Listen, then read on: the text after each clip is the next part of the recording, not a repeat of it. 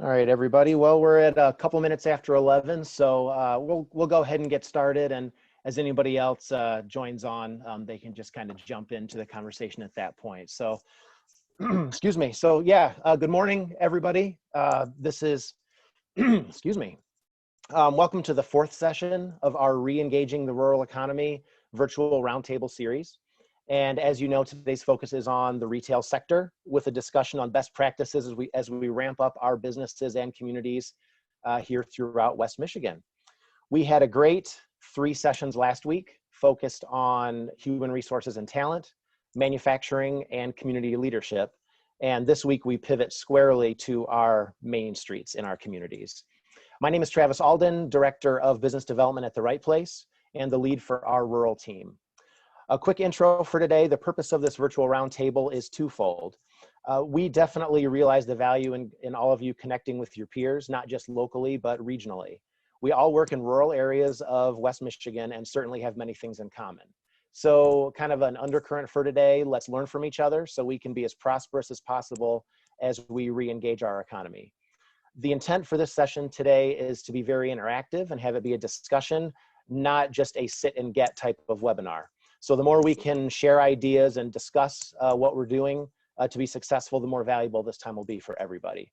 And secondly, today's discussion will also assist our rural economic development team at The Right Place in identifying current issues, opportunities, challenges in response to COVID-19 and further direct our work as we provide resources in the communities that we serve. So I'm going to move forward here a little bit. You might be aware that the state of Michigan is broken up into 10 prosperity regions. We really value regional collaboration at The Right Place, and Region 4 there on the west side of the state is where we operate. You can see the map on the left-hand side. We as an organization directly serve 6 counties throughout West Michigan. Out of the 13 counties, but obviously this is open to everybody kind of in that region. And with that, I'd like to introduce our Rural Right Place team and our special guest co-host for today. So Julie, Jody, and Kathy Jo, our small but mighty rural team, you guys want to introduce yourselves real quick? Sure, good morning, Julie Burrell here, and I support Newaygo County. Glad to see a lot of familiar names on the call today. Yeah, I'm Jody Nichols, and I support Lake and Oceana counties, and also glad to see a good representation of those 2 counties on the call. Thanks for joining us.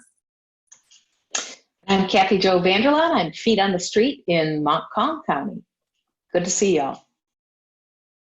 And as I said, I'm Travis Alden, Director of our rural county team and also the boots on the ground in Ionia County. So I'm very pleased with the special guest that's able to join us today, Bob Negen, co-owner of WhizBang Retail Training in Grand Haven. Bob, you want to say hi real quick? Well, hello, everybody. I'm so honored to be here, and I'm so glad that you've chosen to give me a little bit of your time today. Awesome.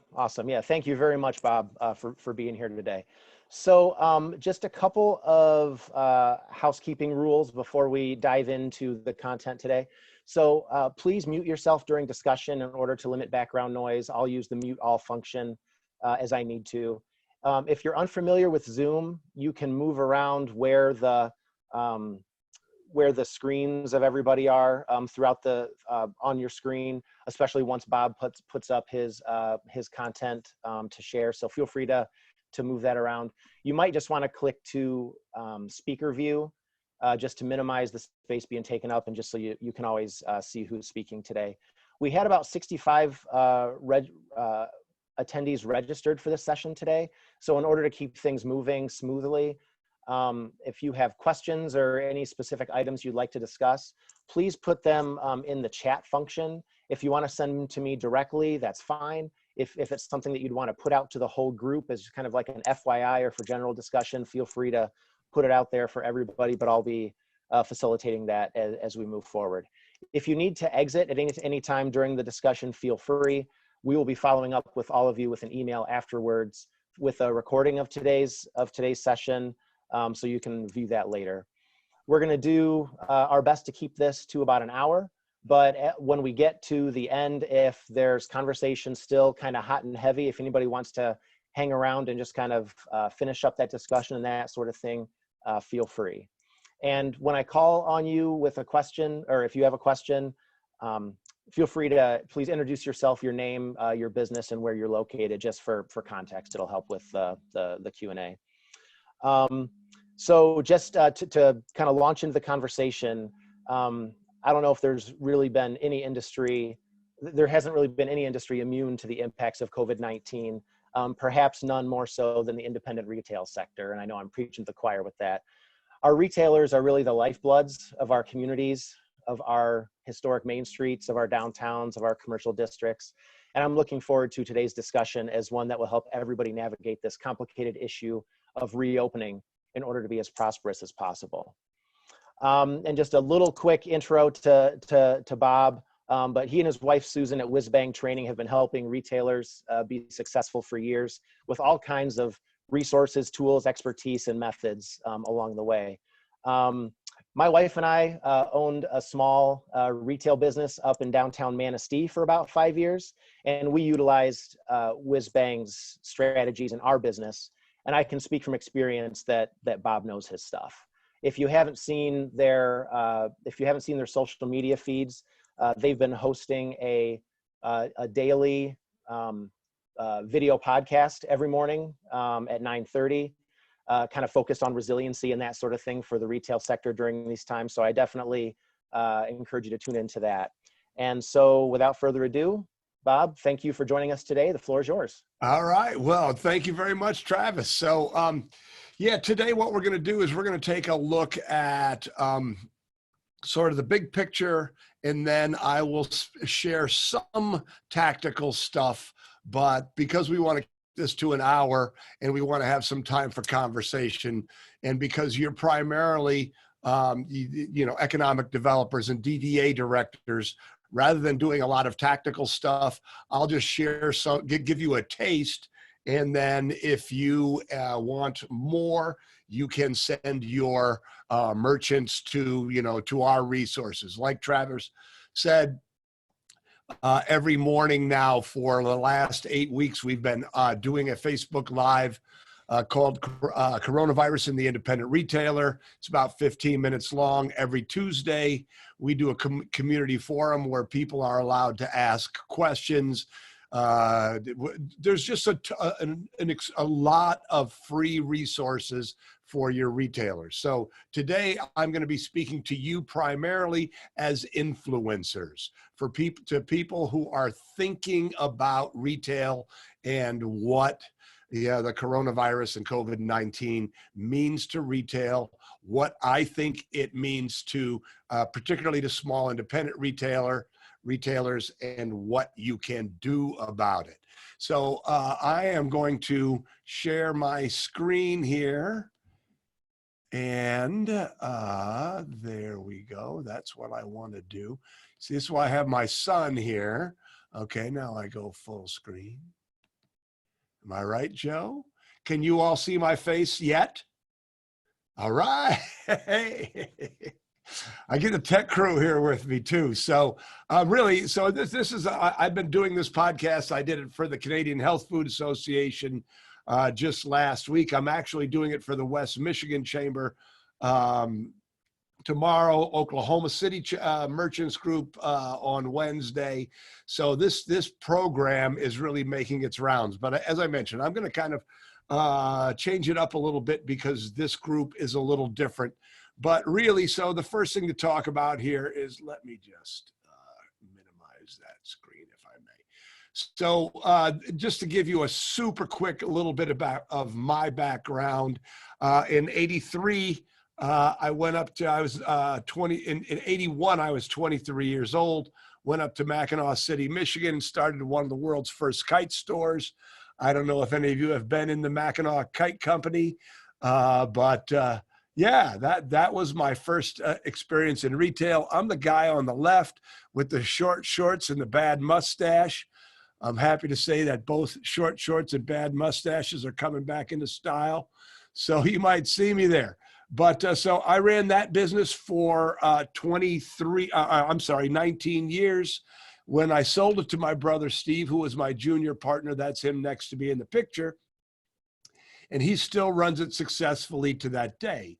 But the reason that I sold it to him was because I wanted to do something else. I wanted to be a retail trainer. I realized how much pain running and building a retail store involved, and I had figured it out with the help of my wife, Susan.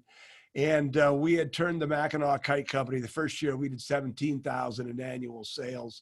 When I sold to Steve, we were a $3.35 million company. We started WhizBang retail training. We've been doing this for 20 years. We have programs, products, events. This is a picture from our Retail Success Summit. The Retail Success Summit is the world's largest educational event for independent retailers. We have people come. We have had people come from India, Italy, Russia, literally all over the world to this event. And it happens every year in Grand Rapids. Can't hear anything.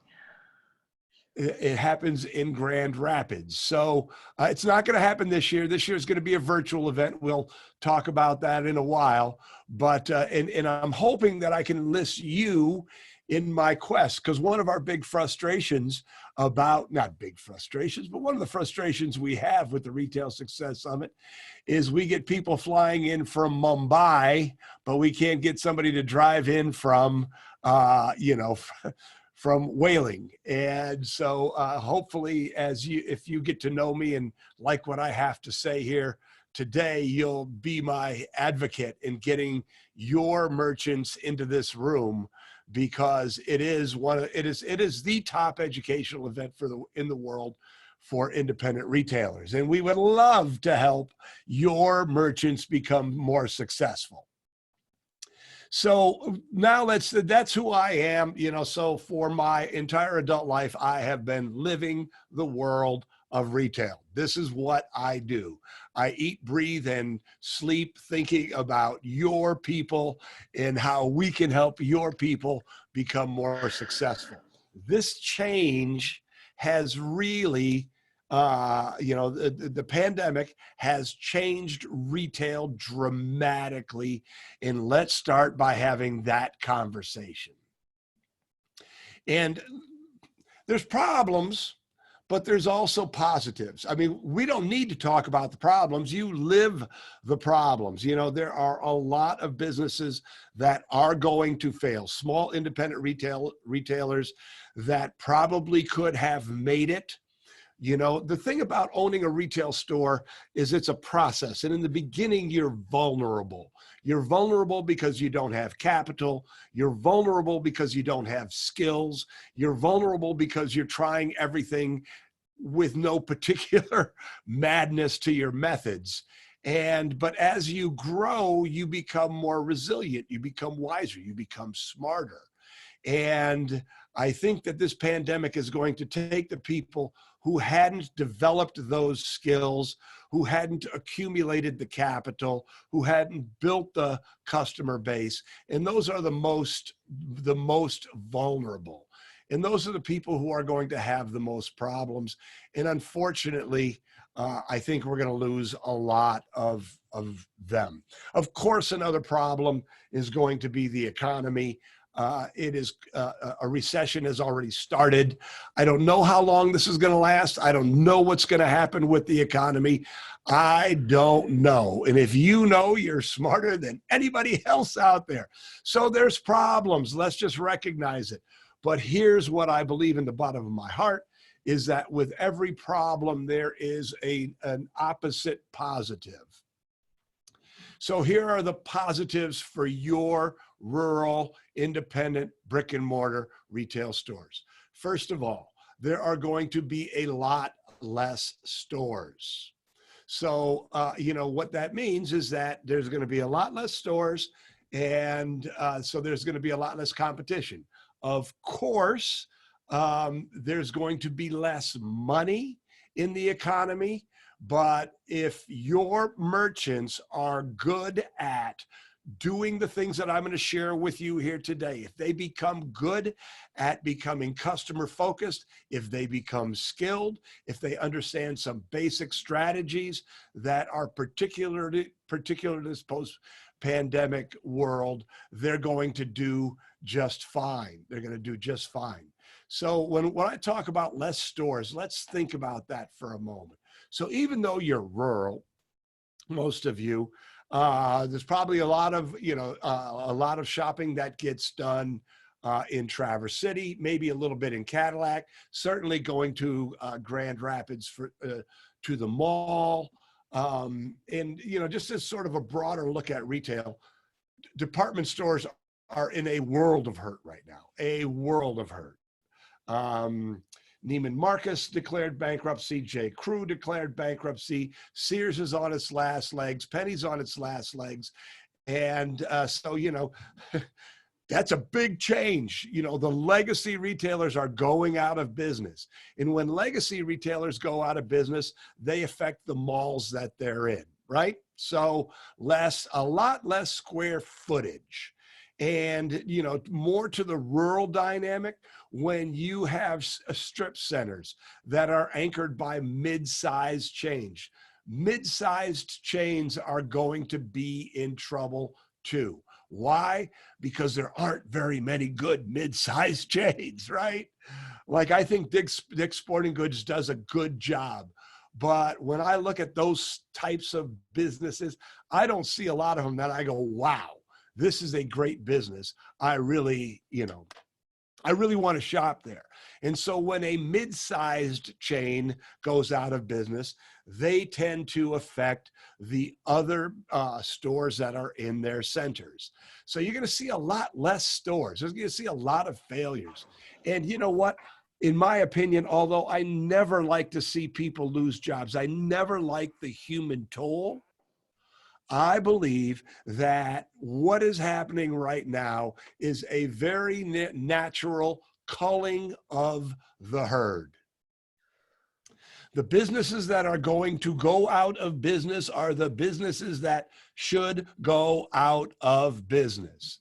It's just that there's a lot of bad retail. Can we all agree on that? There's a lot of bad retailer. You walk into a store, you go, what in the heck what are they thinking? And so the positive is that there's a lot less shopping options. So the money has to go someplace else. Another part of the money going someplace else dynamic is people are not going to be going to restaurants for a while. So a lot of the money that went to experiences, food, movies, things of this nature, concerts, now has to go someplace.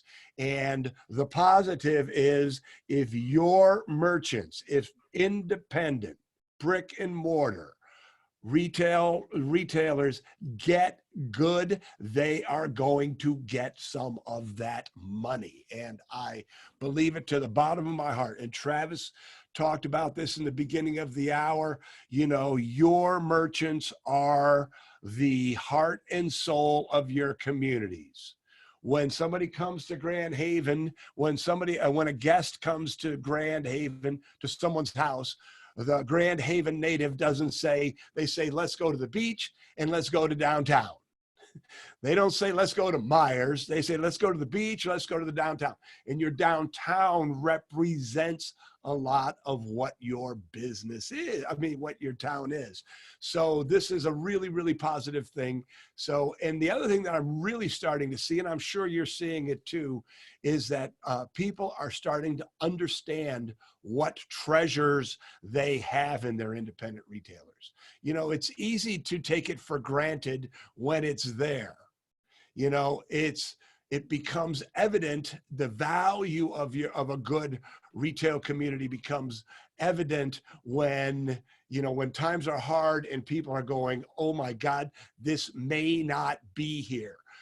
We better figure out how to support our local merchants. And I see that happening a lot, that people are recognizing that they need to support the local merchants. And so those are all the positives. And when you look at, when you look at I call it the right sizing of retail. Big stores are going down. America's had way too many storefronts and way too much square footage. That's shrinking back into a more manageable number. The bad stores are going out of business, and people are starting to recognize that their small independent retailers are valuable parts of their community. All this leads to good independent retailers getting a good share of that extra money. Huge, huge, huge caveat. Good independent retailers. This is one of my big passions right now. Is it's not just enough to survive. What needs to happen right now is that your merchants need to start skilling up, for a lack of a better term. It's no longer enough to open the door at 10 o'clock and close the door at 6 o'clock and hope you do business. Now is the time for your merchants to get serious about getting good. I've created a model called the retailer's journey. And the retailer's journey, the first step in the retailer's journey is this thing called shopkeeper. And I was a shopkeeper when I started the Mackinac Kite Company, right? I was a guy who loved flying kites. I didn't know anything about business, nothing. I was a terrible merchant. But then there's the next step in that journey is what we call retail pro. And that's, and it took me many years to become a retail pro. But that is the retailer who has the skills, who has the chops to really run a great business. And it is easier now than ever to become a retail pro if you are willing to invest the money and the time in developing your skills. So does anybody have any questions so far? Comments? I have a question. Yes. And when it comes to translating these positives, it's really hard for people, especially in small communities like the where I work, for example, the village of Middleville has 3,000 people in it. So it's really hard for them sometimes to distinguish between which is a bad business, because they probably know the owners of all of the businesses because it's such a small community. So how do you translate that to them in a way that, it's not all doom and gloom? How do you get that positive message out that, yeah, there's businesses closing, but that's new opportunity when there's so much skepticism in the community right now? Yeah, absolutely. Well, so much of it is everybody taking the positive attitude. So you can respond to doom and gloom with, yeah, this is too bad, or you can respond to doom and gloom, which is what I think the truth is yes, businesses are closing, but guess what happens when business closes? New businesses will come in, and the good businesses are the ones that are going to survive. So and I've seen this happen again and again and again. So as independent retailers, we are the cockroaches of commerce. So as long as there are empty storefronts and there is a dream, somebody is going to take that spot in Middleville and do something interesting with it. So, when you hear all that doom and gloom, you can talk about, yes, this is a difficult time, but it is only a time of transition.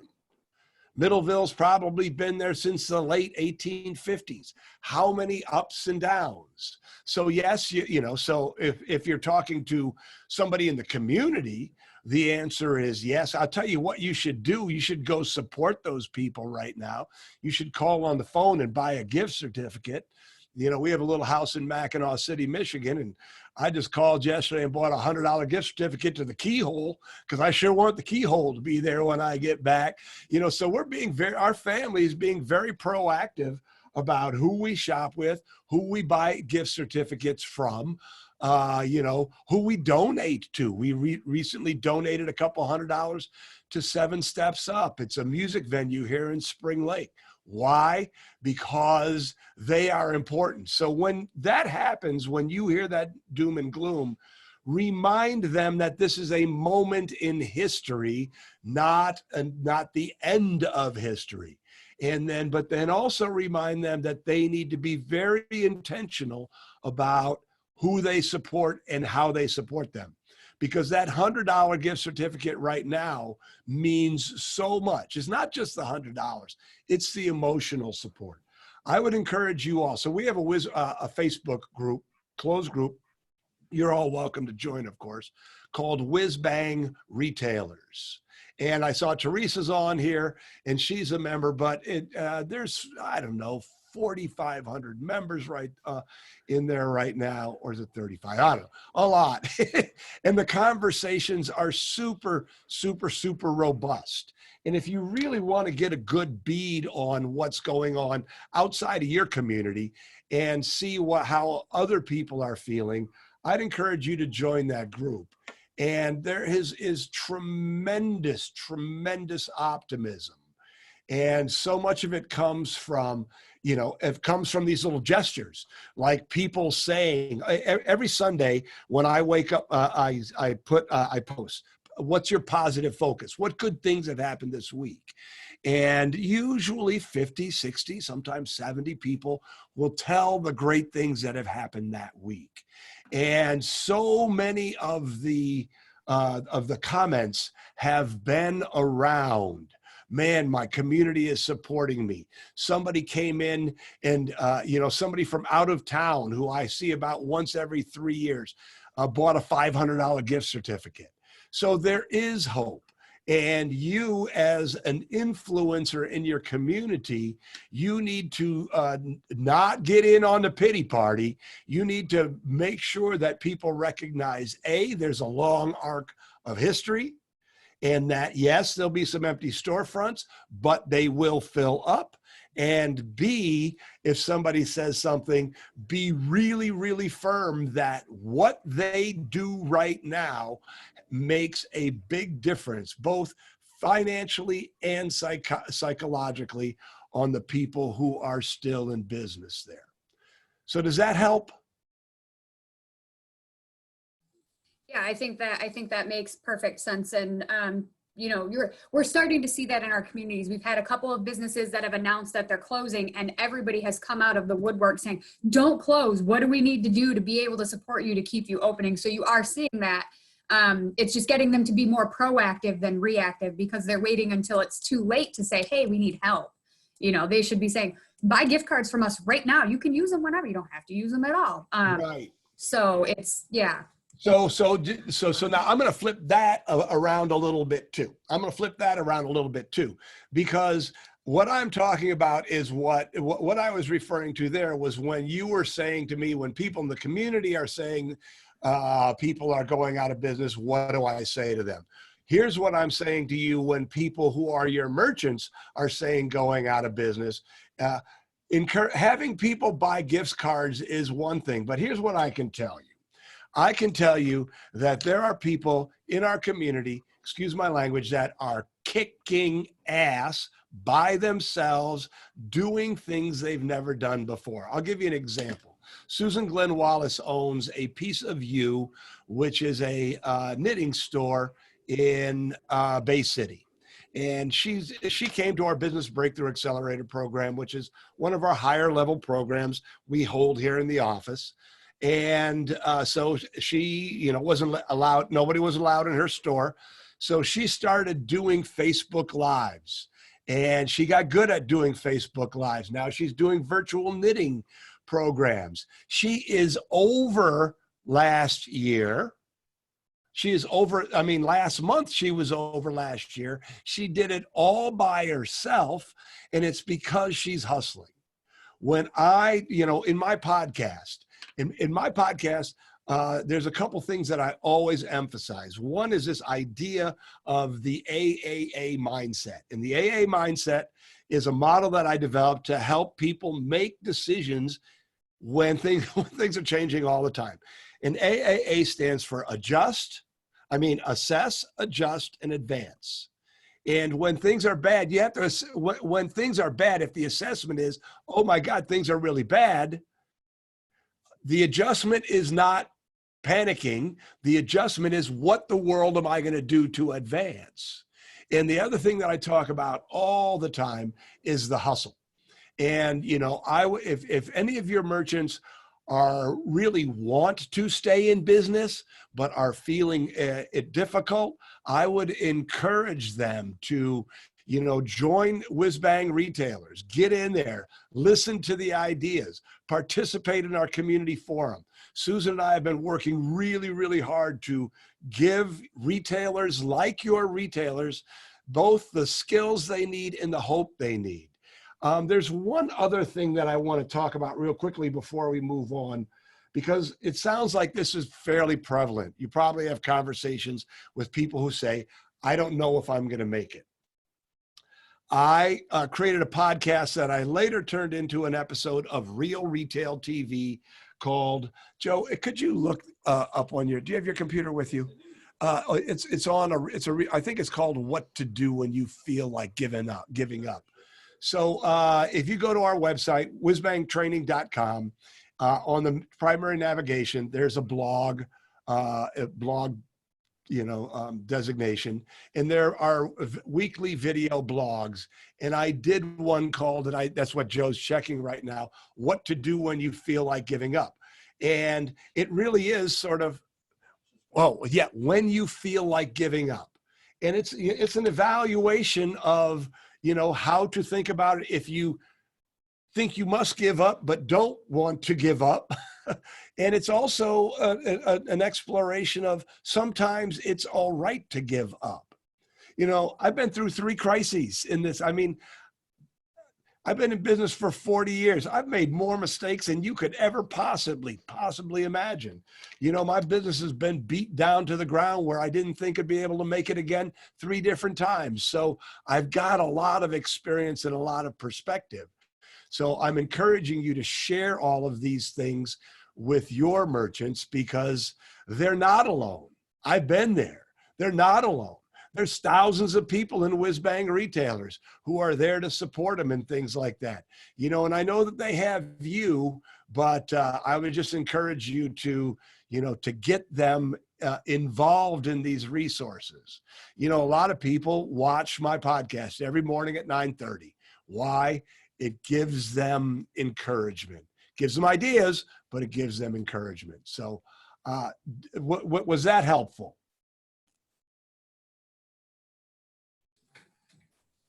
Yeah, I think that's really helpful. It gives us it addresses both avenues. It addresses the community and the merchants, and it gives us ways to talk to both of them and how to move forward and comfort both of them, which you need both of them in order to move forward. You have to have community support and your business community support. So you are absolutely correct. And that's what I was trying to do. So glad, I'm glad we got that done. And that was a great question too, by the way. So here's the thing that I want to encourage us to recognize when we look at, you know, big business, Amazon, because everybody becomes more and more afraid of Amazon as all the other brick and mortar stores do it, is this idea of a freighter versus a dinghy. And I know that little boat on the bottom isn't a dinghy, but my PowerPoint creator, we're in Michigan. I can't fool anybody about types of boats. But so think about this for a moment. A freighter has unique advantages. A freighter is big, it's powerful, it can carry enormous amounts of cargo, but it is not agile, right? It cannot change direction quickly.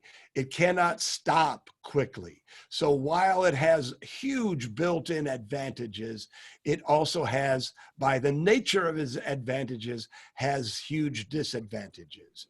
Now, let's talk about the dinghy. A dinghy can turn on a dime. A dinghy in a storm can ground itself on the shore. A dinghy is nimble. And that's what we're talking about when we're talking about retail today.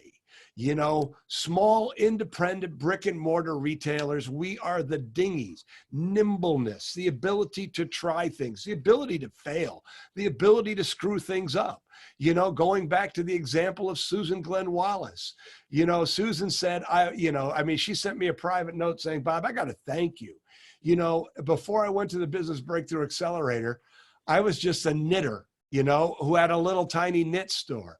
But you taught me to think like a business person. And now I'm willing to try things. Now, I mean, she said, I would have never, before this pandemic hit, I would have never, ever dreamed of doing a Facebook Live.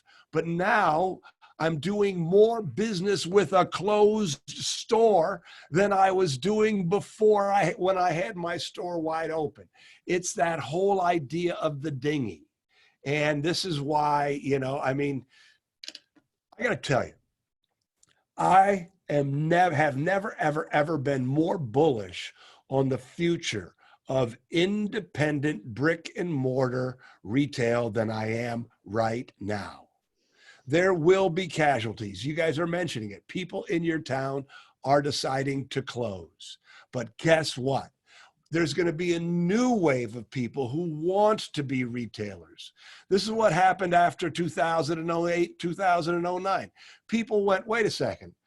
I thought I had a corporate job that was going to provide me with lifetime of security. And here I am out on the street. I've got a 401k. What am I going to do with the rest of my life? I'm going to do something I've always wanted to do. I'm going to open a bike shop, a tackle shop, a women's clothing boutique. I'm going to do something. So people are going to die or go out of business, but new, more vibrant, people who recognize the importance of education and skills are going to take their place. And my official prediction is that in the next 10 years, when people in a small town need to buy something, their first impulse isn't to say, do they have it on Amazon, or should I go to Walmart, or should I go to the mall in Grand Rapids? They say, who in my town has what I want? And they're going to go there not out of pity, not out of I want to shop local. They're going to go there because that local independent merchant is the best choice. They give the best experience. They have the most knowledgeable. Their prices are fair, and the experience is excellent. So there's my little rant. Okay, I hope you don't mind. So now let's talk about marketing. And marketing, Susan and I define marketing is the business activity of presenting products and services to your potential customers in such a way that makes them eager to buy. So a lot of people think of marketing as buying advertising, but it's not. It's all the things that you do that really go into, you know, making somebody go, oh, I love that place. Oh, I love that store. Oh, that store is awesome. And so when you teach, or when your merchants really start to understand what they're doing with their business, that they're in the business of building relationships, and that they're in the business of getting their customers back in again and again, then they're in the business of developing lifetime value of a customer. You see, wise, immature business people are looking for the sale. I mean, unwise, wise merchants are looking for the customer, because a sale is a single transaction. A customer represents multiple transactions that equal lifetime value. So I don't know if any of you have been here to Grand Haven, but here in Grand Haven, there's a store downtown here called Fortino's, and they're about 110 years old right now. And at the Mackinac Kite Company, we were their tenants, next door neighbors, for several years. And Paul is now, well, there was 3 generations of Fortino's, and then now a friend of ours, Kelly Larson, owns it. But Paul was the 2nd generation. And Paul and I got along famously. And, you know, he'd talk business, and he really liked me because we were the young guys who were out going and getting it, you know. What he told his daughters was, oh, I like Bob and Steve. They have spirit.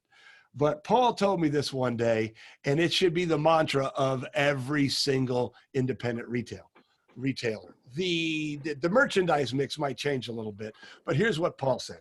They have a beer, wine, gourmet food store. He says, Bob, you know, when a kid comes in when they're little, their parents come in and they buy candy from me, right? And then when they're 16 and they're no longer with their parents, they come in and they buy soda pop from me. And then when they're 21, they come in and they're happy to be able to buy their first 6-pack of beer from me. And then when they get a good job and they become a little more successful, they come in and they buy a nice bottle of scotch from me. And then they take their children in and their children buy candy from me. I was like, oh, Paul, that's the best thing I've ever heard, right? It's not about, the cradle to grave, and not all merchandise mixes, you know, make for a cradle to grave business. But that's the way that we as independent retailers think, especially in downtowns. You want families to love you. So yes, and this is how you figure out lifetime value of a customer.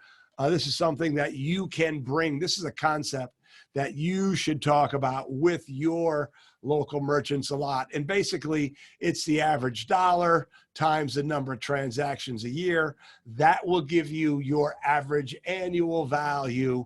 And then how many average years they come in, that will, you know, multiply it out and you get lifetime value of a customer. It is so, so, so important that your merchants are thinking about lifetime value of a customer. That is what makes great businesses. Great businesses aren't built on a string of transactions. Great businesses are built on a loyal customer base that comes in again and again and again and again and tells their friends who come in and become part of that loyal customer base. This is how we build a small town retail business. All right, questions or comments?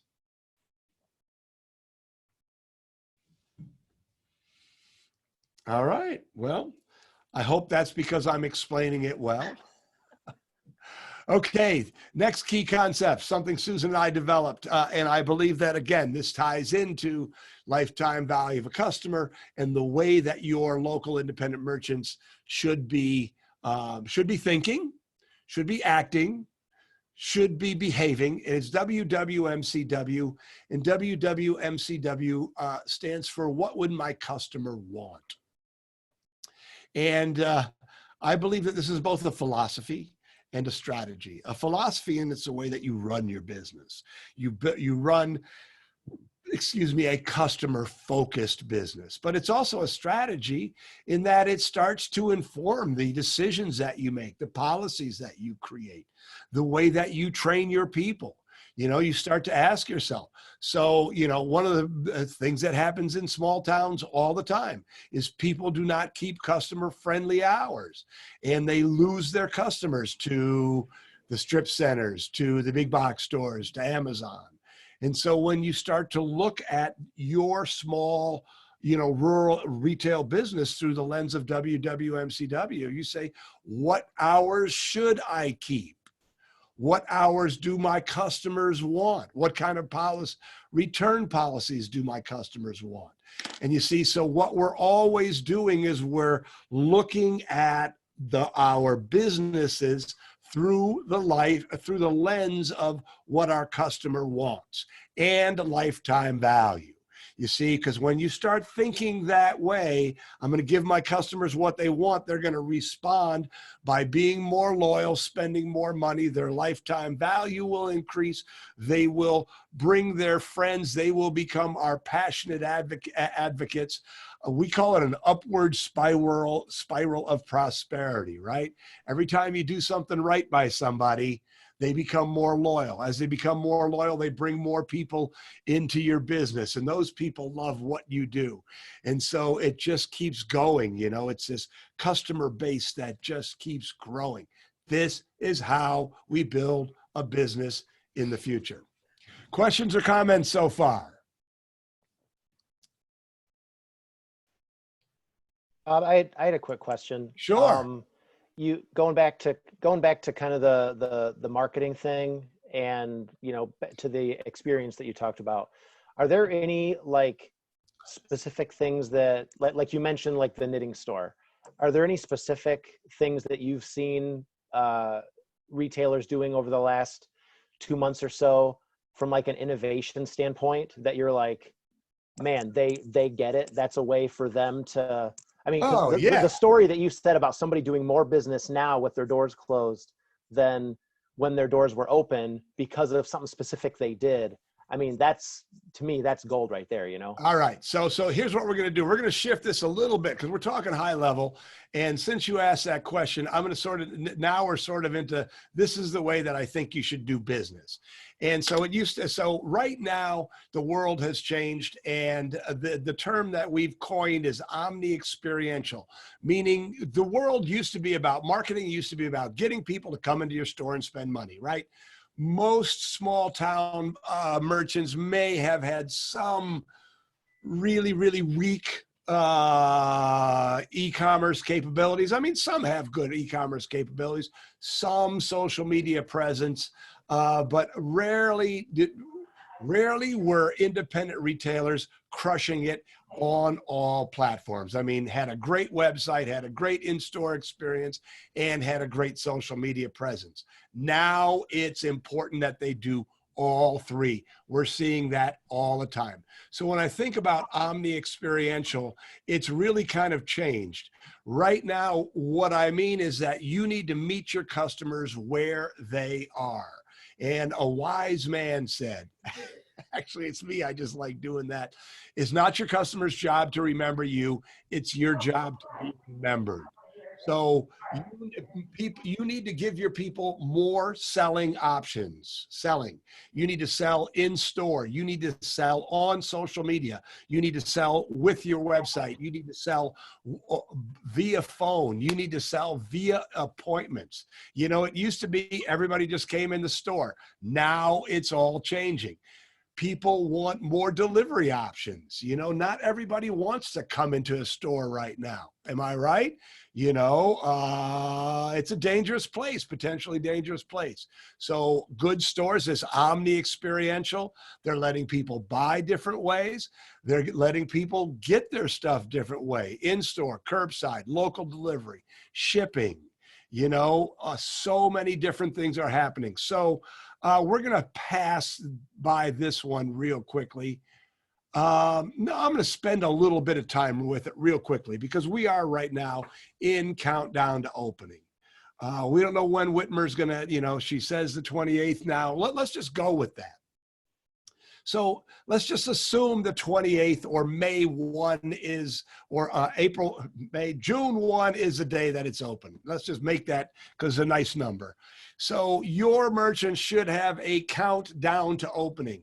Their windows should have giant signs, and every day it's 10 more days to opening, 9 more days to opening.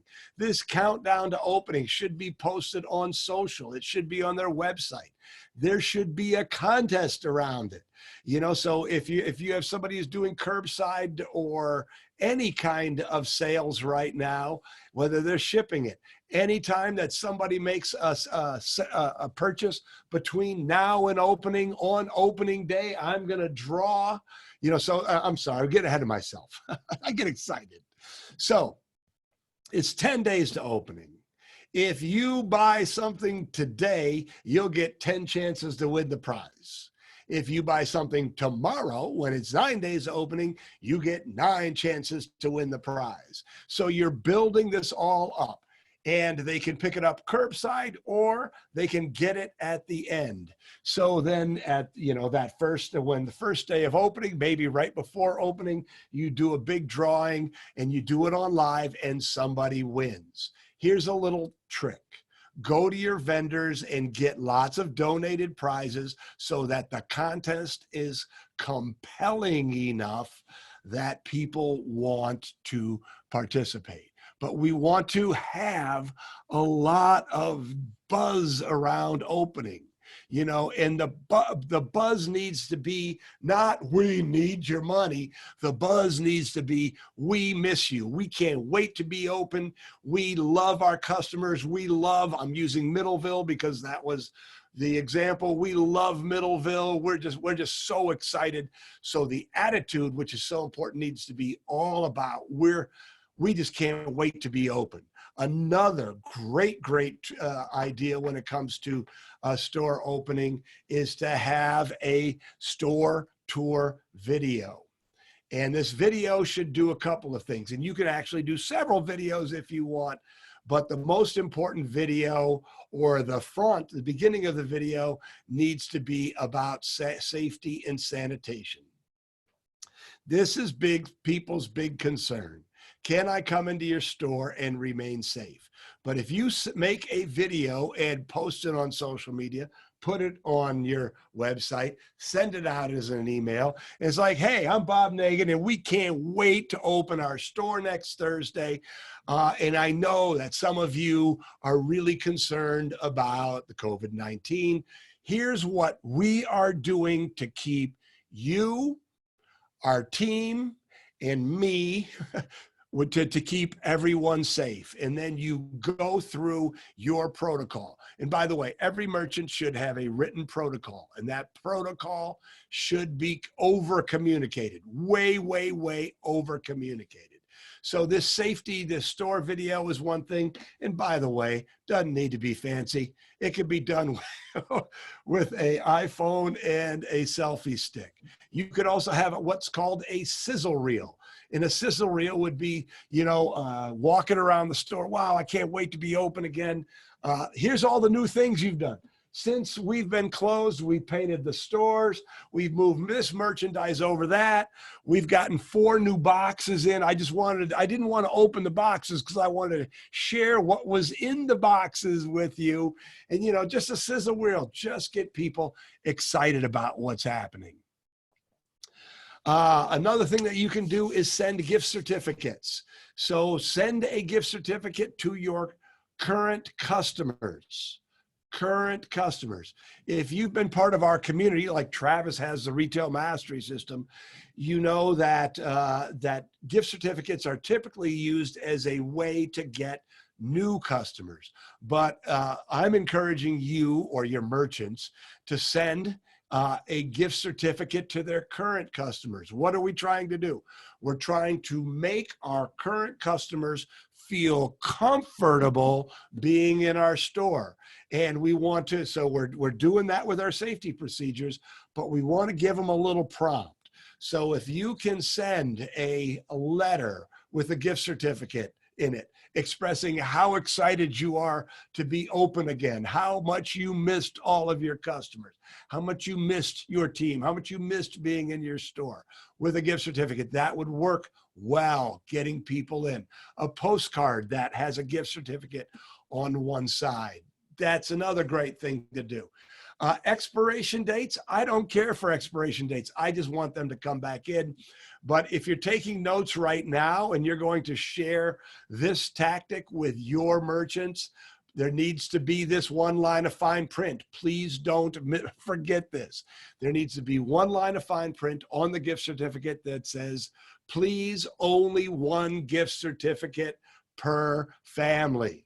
Otherwise, people are going to gather up all the gift certificates and they're going to have 10 $5 gift certificates and expect it to be treated like $50, and you don't want to do that. So any questions on that so far? Hi, Bob. This is Barbara Sims. Hi, Barbara. I wear a couple of hats, which is why I was late, but I just want to applaud your enthusiasm. I just can't wait to do all these things that you're saying. I own a children's book and gift shop on the corner in Pentwater called Storybook Village. Great. And, yeah, and I love this idea of the gift certificates. I have been learning to do everything virtually. Do you feel that this is something that has to be in the mail, or is it something we could do virtually? So here's what, Barbara, this is a wonderful, wonderful question. So the question is, do you want to be cheap or do you want to get the best results? Right? Yeah. So if you want to be cheap, you can do it virtually. You can send an email, but you're not going to get the best results. If you want to get the best results, you send it via the mail. Okay. You know, so my friend Randy Gage has got a great marketing quote. He says, when the world zigs, you need to zag. and everybody's sending COVID-19 emails and things like that. But if they get a postcard that says, hey, here's a $5 gift certificate to, a great store in Pentwater, they're going to use it. The thing about a gift certificate is it somehow turns into money in someone's hands, right? I'm Dutch, and we're known as being frugal.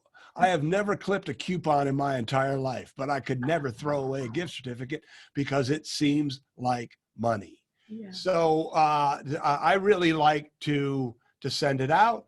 Another marketing, and this isn't, another marketing idea is to test. Let's say you've got 1,000 people on your mailing list, send 500 of them an email and send 500 of them a postcard or a letter. And then when they come in, which wins? You see, here's the deal. You don't know the truth. I don't know the truth.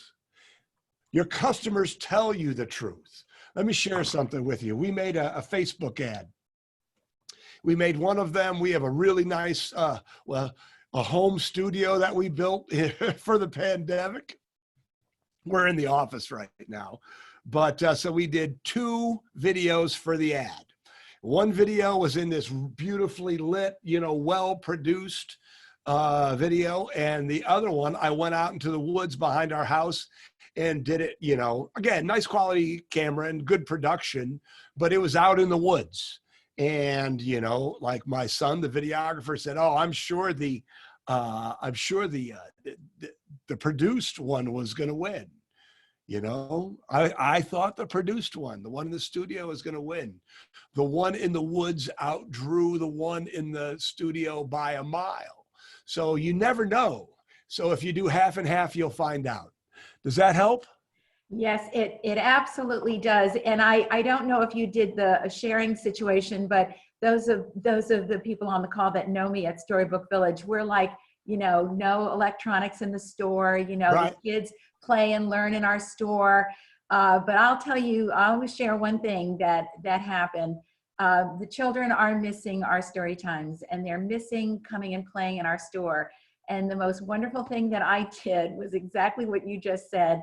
I found the button on my cell phone for Facebook where you create a post, but you can do a live video feed. I mean, I was worrying about a production and making sure I had, all the equipment and all. Oh, my husband videoed me reading a story to the children with our puppets. And in a couple of days, the big truck is going to be coming with a huge order of toys and Absolutely. and I will tell you, people did respond. So I'm the one who always says, send a letter, don't do this, so I will tell you that walk across that digital divide. This is an opportunity because people want to see that. And Tom and I did paint our store, we did sanitize, and we are going to do a video of that too. So those are 2 things I want to share, and 2 things I wanted to thank you for. Oh, you're welcome, Barbara. And so I don't know if you mentioned you got on a little late. I would encourage you to go to and join our Facebook group, WhizBang Retailers. So many great ideas. We've been on this Facebook Live thing for a while. So this is what I was going to talk about next, actually, is there's live social media events are becoming so much more relevant right now. And it's so very, very, very important. And we're running out of time here, but I wanted to just share a really important concept here. There's 2 different lanes when it comes to live media. And one is content. That is, Barbara, that is you reading a book live. It is, if you have a kitchenware store, it's you teaching recipes. If you have a bike store, it's teaching them how to do repairs. That is content. But then there's also selling, and those are just as effective, and you want to do a little bit of both. Susan Glenn Wallace, a Piece of You, she does a nice blend. She teaches and then she sells, and she's just absolutely crushing it with it. And so I think that that's all we really, I've got a lot more that we could talk about, but it is noon. So let's take some more questions. Yeah, and like Bob said, it is noon. And so if people need to take off for the next thing or whatever, feel free.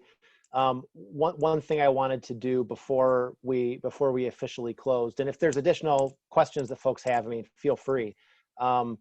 If there's one thing, Bob, that you think is going to be fundamentally different from how independent retail is done kind of post-COVID, you know, you think pre-COVID, post-COVID, if there's one thing that maybe folks are implementing now that's going to continue, that's just like fundamentally different from prior to this, what would that be in your mind? Oh, I think it's that omni-experiential. It's omni-experiential. You know, people expect to be able to shop the way that they want to shop, and that's the way it's going to go. So, you know, you're going to have to, excuse me just a moment. I have to run away for just a moment, okay? I am so sorry. While Bob's away, Nicole, you had a question about hours, limited hours of merchants in the community. Do you want to mention that? That might be something interesting to kind of crowdsource from the folks here regarding hours in their commercial districts. Yeah, he had talked about, you know, making sure your business is open when your customers can be there, and, you know, having a customer focused business and hours and whatnot. So we actually ran into that exact situation at the end of last year with our farmers market. Middleville is a bedroom community. A lot of our community works between the hours of 8 and 5, and the farmers market was held on Friday morning from 8 to noon. The vendors were absolutely convinced the reason why their sales were declining year after year after year after year was because the community didn't know about the farmers market. We did a survey, and 80% of the people that had of the people that responded that had said that they had not visited the market, 80% of them knew that it existed but couldn't go because the hours didn't work. So we took that information to the vendors voted. We decided to move the market from 8 to 1 to, it is now a 3 to 7 market, and it coincides with our Riverbank concert. One thing to know about our market is it's not traditional. We have a 2 to 1 makeup of artisan vendors versus actual traditional farmers market vendors. So produce, bakeries, you know, foods, things like that. We only have like I said, about a third of our vendors are that. So we made the decision to move the market, and now this was going to be the first year implementing that. And while there's still a lot of general support from the community, our concern now is that we're not going to be able to have the complimentary event that goes with it, which was the Riverbank series. If they keep the group size limit to 50 or below, we're going to have to look at how we do that. If we're able to feasibly do that in the space that we have, or if it's something where we just encourage, you know, drive up concerts where people kind of stay in their car. Our amphitheater is adequately loud that they will be able to hear it in whichever parking lot they sit in downtown. So that won't be an issue. But that was a hard pill for some of our vendors to swallow. They felt like that people would come, we just need to advertise more. And it's like, no matter how much money you pour into advertising, it doesn't change the fact that 85% of your community is at work from the time that you are open. It doesn't matter how much money you pour onto that.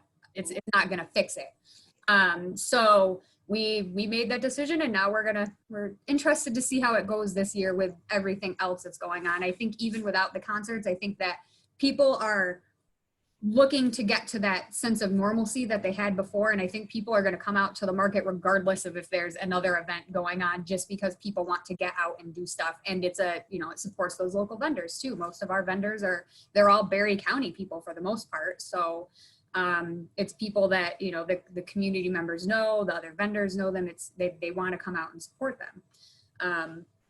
So yeah, we'll see how we navigate that this year. But it was a hard pill to get some of them to swallow. Eventually we did get vendors that were like, you know, that makes sense, that we need to be open when we have customers available, instead of saying this is when we're open, come or don't, we don't really care, which was the general approach that they were taking, which obviously wasn't working. Is there anybody on the call, either from a merchant perspective or like from a DDA perspective, that has played with that kind of hours shift and found success in that? Nicole, I think that's interesting that you're using your farmers market as kind of to, you know, kind of lead the charge with shifting the hours from when everybody's working to when there's more free time. Anybody else been successful with that? My name is Mary Case. I own an art gallery in Ludington. I've only been here 3 years. And so I've been really experimenting with the whole hours thing since I initially opened. And one thing that I found out in the town of Ludington, I'm not actually right downtown. I'm kind of off the beaten path. But one thing I noticed, like with downtown shopping, a lot of the stores were closing like at 5 o'clock. And during the tourist season, you know, folks they're at the beach all day. So, you know, to have those hours later in the evening, I ran my shop later in the evening, and it helps because I actually live on the premises. I live upstairs, so I can kind of adjust my hours accordingly, and it's not a huge deal. But I do think that taking a really hard look at when people are actually able to come into the store or want to come into the store, especially if you're in a, you know, a tourist town where there's beaches and parks where people will be out during the day enjoying that, and then they're going to go to dinner. But after dinner, what are they going to want to do after dinner? If they're not ready to go back and settle in at the campground or the hotel, they're going to want to shop. And so if, you know, I think it is important to look at the hours of operation. Travis, can I jump in? Mm-hmm. Yeah, sure. So, and I apologize. I had an emergency, but one of my biggest pet peeves with independent retailers is there's the store hours that they keep. And if you're looking to talk to your merchants about that, just, you know, the phrase to use is you can't sell through a closed door. And one of the things that I'm going to encourage you to do is, you know, if you're one of the influencers, is to get your customers, to get your merchants on our tip of the week and in our WhizBang retailers group, because this conversation comes up again and again and again.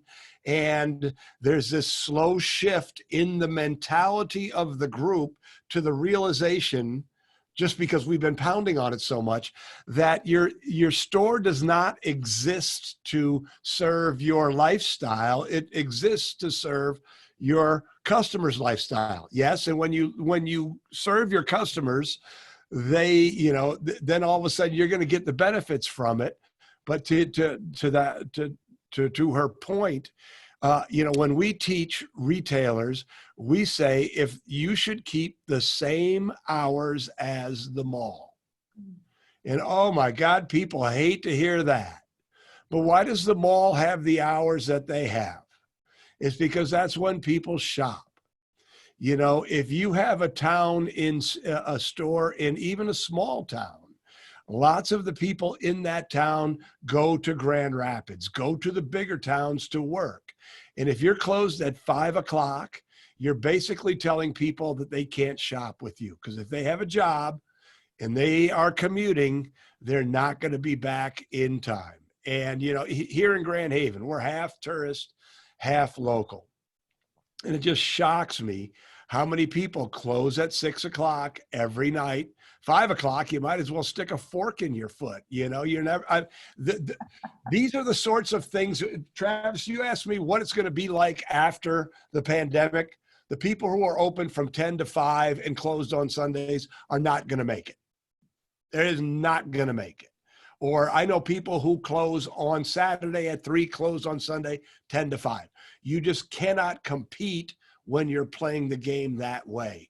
So one of your challenges as DDA directors and things like that is to sort of bang that drum that if you're not there when people need to shop, you're putting yourself at a severe disadvantage. Now I'm going to say one more thing. Oh, and this creates so much controversy when I say it. And it was like on WhizBang retailers. Here's what I believe. You have to do everything you can to be successful, including keeping store hours, customer-focused store hours. If you want to be successful, you have to keep customer-friendly store hours. You have to have customer-friendly return policies. You need to do all the things that I was talking about when I talk about leveling up, skilling up, becoming a real retail pro. And that's what it takes to be a success. Okay? You have to play the game differently than you're playing it now. But as a store owner, when you are the store owner, you earn the right to do whatever you want, right? If you own the store and you want to close at 5, that is your right. You can do that. But the minute that you don't do everything you need to do to make your store successful because you don't feel like it, the minute you do that, you lose the right to bitch about business. Because there's all these chamber and DDA directors on this call, and I firmly believe there is a special place in heaven for chamber and DDA directors. I have spoken in every DDA in the state of Michigan, I think, at one time or another. But this is what you're fighting against all the time, right? Is everybody wants you to make them successful. They want you to bring in bigger festivals. They want you to drive more traffic.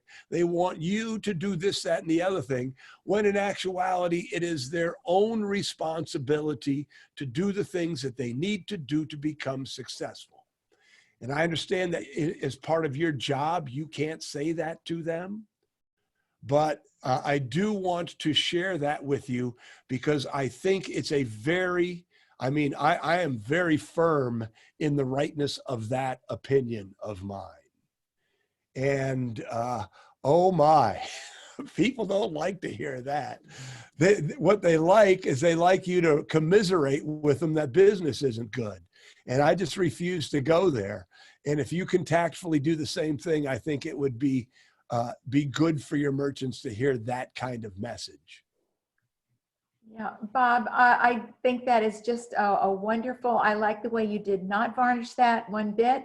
And Jody Nichols and I were talking about this very same thing.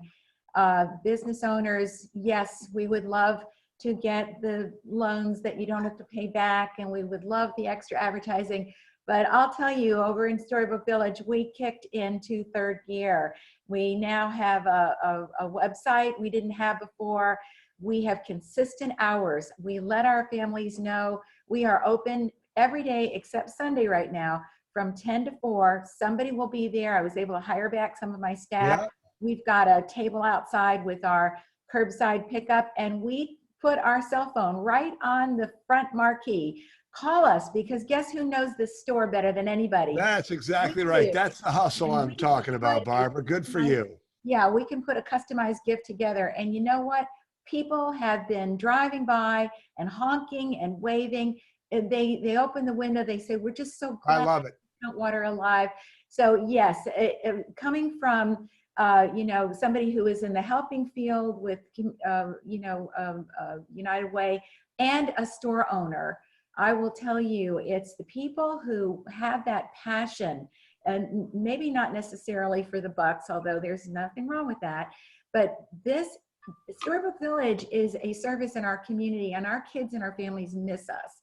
And so we wanted to find a way to do this. And I have to give thanks to our DDA and our Chamber of Commerce, because they have really helped us.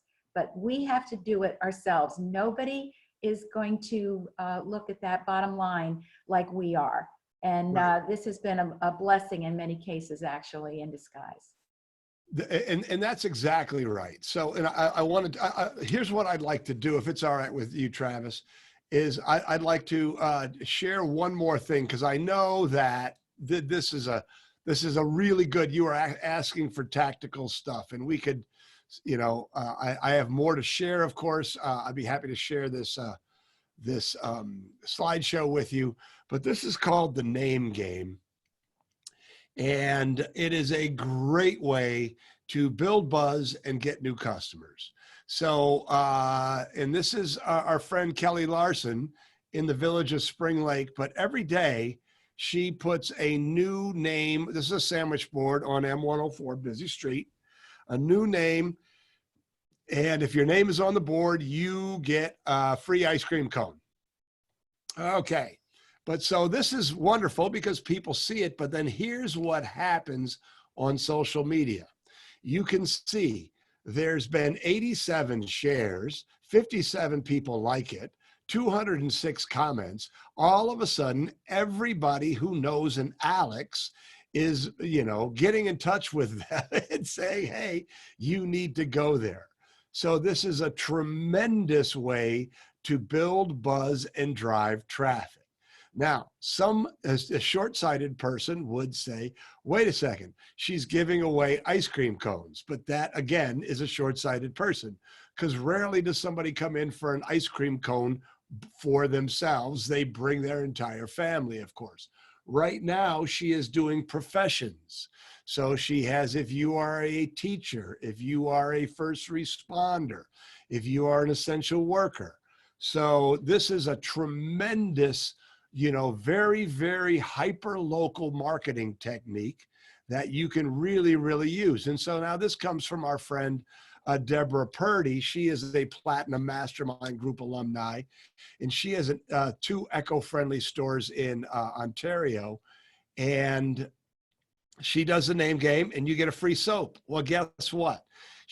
She understands the lifetime value of her customers, and the number of new customers she got in 1 August was over $110,000. So this is a great, great tactic that you can use. And I just really wanted to make sure we got that in, and I know we're over. But the other thing that I just really wanted to share, and then, we can, Travis, you can choose to end this, or we can take more questions. It's entirely up to you. But here's what I believe in, really, I truly, truly, truly believe this, that some people are not going to change and they're going to go away. And although I hate to see the personal hardship, that's just business, right? If you're not willing to change and adapt, you will get run over by history, by COVID-19, by a depression, by competition. But to you, to all the retailers who are here, to all of you who are working with retailers, I just really want you to understand that there are fundamental changes in the way we're doing retail business now. It used to be that store, as I mentioned, the shift from, the purpose of marketing was to drive people in the store and sell them stuff. Well, now the purpose of marketing is to get them onto your Facebook Live so they can buy on Facebook Live. Or the purpose of marketing is to get someone to participate in some virtual event that you have. Everything is changing and everything is growing and everything is becoming new. And the people who see the problems pointing to opportunities are the people who are going to thrive. And, there were mentions of, what do you say when my district is suffering and stores are going out of business? What you say is the good ones will survive and the good ones will come and revitalize our downtown, because the people who survive this will be more resilient, more skilled, more optimistic, more courageous. They're going to be better equipped for the future. And that's what we need with independent retailers. We don't need storefronts that are filled. We need storefronts that are filled with great merchants, the kind of merchants that make the members of your communities proud, the kind of merchants that when a guest comes in from out of town, the members of your community can't wait to bring them into your downtown or into your district. So even though this is a terrible time, really, really great things are going to come of it, in my opinion. Awesome. Thank you so much, Bob. And I think that goes right in with my biggest takeaway from today is, if nothing else, now is the opportunity to get serious about being good and about getting good in our businesses. And I think that can be applied to any of our organizations, whether we're in retail, dining, economic development, anything like that. So I think that's huge right there for sure.